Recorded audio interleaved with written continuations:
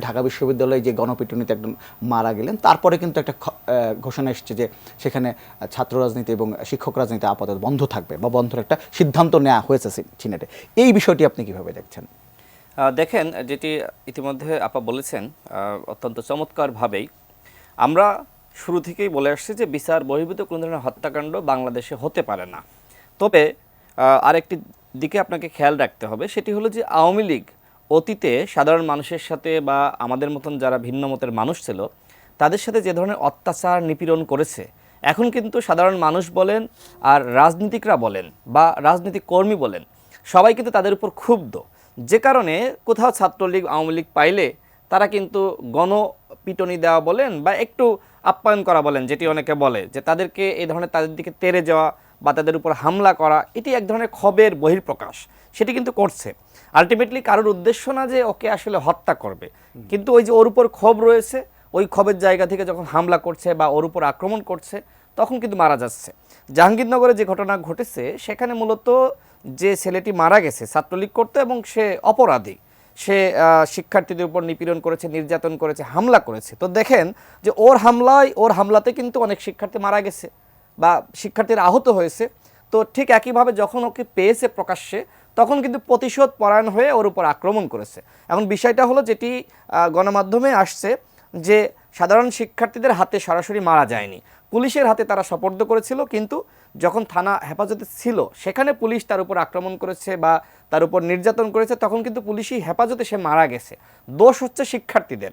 আমি যেটি বলবো সেটি হলো এই বিষয়টি পুরোপুরি জাহাঙ্গীরনগরের ঘটনা, এটি আসলে বিচার বিভাগীয় তদন্ত করা দরকার যে পুলিশি হেফাজতে আসলে সাধারণ শিক্ষার্থীদেরকে দোষী বানানোর জন্য বা সাধারণ শিক্ষার্থীদের উপর মানুষের যে আস্থা বিশ্বাসের জায়গাটা তৈরি হয়েছিল সেটা নষ্ট করার জন্য আওয়ামী লীগের যারা পুলিশ, এখনও কিন্তু আওয়ামী লীগের পুলিশরা এখনও নিয়োজিত রয়েছে। তো সেই পুলিশটা এই ধরনের হত্যাকাণ্ডের ঘটনা ঘটালো কিনা সেটিও আমি মনে করি খতিয়ে দেখা দরকার।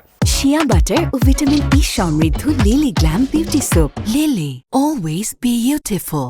দ্বিতীয়ত হলো ঢাকা বিশ্ববিদ্যালয়ে যে ঘটনা ঘটেছে, সেই ছেলেটিও কিন্তু ছাত্রলীগের রাজনীতি করত, যদিও পরবর্তীতে সে মানসিক ভারসাম্যহীন হয়ে গেছে। এখন ওই বিশ্ববিদ্যালয়ের ছাত্রদের মোবাইল হারিয়ে গেছে, কয়েকজন মোবাইল হারিয়ে গেছে। তো তারা একটু ক্ষুব্ধ বা উত্তেজিত, যে কারণে ওকে যেহেতু বহিরাগত বা অন্যদিকে ছাত্রলীগের রাজনীতি করে, তো এই দুটি পরিচয় পেয়ে তারা ক্ষুব্ধতা প্রকাশ করেছে বা তাকে গেস্ট রুমের মধ্যে তার উপরে আক্রমণ করেছে বা চার্জ করেছে। তো সেখানে তিনি মারা গেছে। তো সবথেকে পজিটিভ বিষয়টা হলো যে ছাত্রলীগের রাজনীতি আমি রাজনীতি করলেই মানে বিনা বিচার পিটানো যাবে, এটাকে আমি সমর্থন তো করেন? বলছি যে ক্ষুব্ধ জনগণ তো ক্ষুব্ধ আওয়ামী লীগের উপরে, ছাত্রলীগের উপরে, যুবলীগের উপরে 15 বছর ধরে আমাদের উপর যে ধরনের নিপীড়ন করেছে তাদের উপর কিন্তু মানুষের ক্ষুব্ধতা রয়েছে। এবং সেই ক্ষুব্ধতার জায়গা থেকে কিন্তু দেখেন যে যখন আন্দোলনের সময় আওয়ামী লীগকে যখন পেয়েছে তখন কিন্তু মানুষ কিন্তু প্রতিশোধ পরায়ণ হয়ে উঠেছে।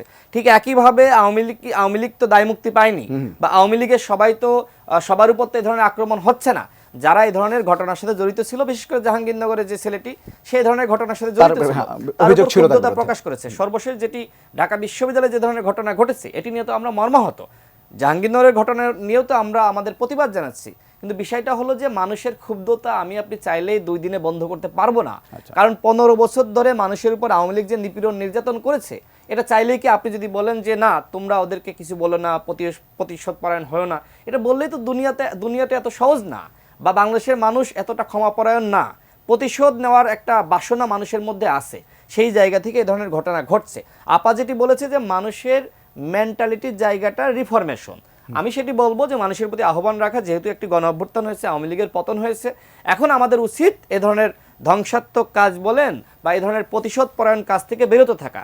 আর আপনি যে প্রশ্নটি করলেন যে ছাত্র রাজনীতি, যে এই ঘটনার প্রেক্ষিতে জাহাঙ্গীরনগরে দাবি উঠেছে ছাত্র রাজনীতি বন্ধ করা, এবং একই সাথে ঢাকা বিশ্ববিদ্যালয় ইতিমধ্যে বন্ধের সিদ্ধান্ত এসেছে, কিন্তু চূড়ান্ত গেজেট কিন্তু প্রকাশ পায়নি। সিন্ডিকেট সবাই কিন্তু এখনো পর্যন্ত মিটিং হয়নি। তবে ছাত্র সংগঠনগুলো বা এটি তো একটি জাতীয় রাজনীতির ব্যাপার, এবং আপনি চাইলে তো যারটার রাজনীতি বিশ্ববিদ্যালয়ের শিক্ষকরা চাইলে নিষিদ্ধ করতে পারবে না। পরবর্তীতে এটি কিন্তু হাইকোর্টে আসবে। হাইকোর্ট যদি বলে যে না ছাত্র রাজনীতি নিষিদ্ধ করা যাবে না, তখন আপনি কি করবেন? অর্থাৎ ছাত্র রাজনীতি নিষিদ্ধ হবে কি হবে না, তার জন্য একটি কমিটি গঠন করতে হবে এবং সেখানে বিচারকদেরকে রাখতে হবে, শিক্ষকদেরকে রাখতে হবে, উপাচার্যদের রাখতে হবে, রাজনীতিকদের রাখতে হবে, ছাত্র সংগঠনগুলোর যে নেতৃত্ব রয়েছে তাদের ব্যক্তিগতভাবে কি আপনি চান যে ছাত্র রাজনীতি নিষিদ্ধ হোক? আপনার কাছে আমি নিজেই তো ছাত্র রাজনীতি করে আসছি, সুতরাং আমাকে যদি বলেন যে আপনি ছাত্র রাজনীতি নিষিদ্ধ চান কিনা, অবশ্যই না। তবে আমি যেটি চাই ছাত্র রাজনীতির সংস্কার,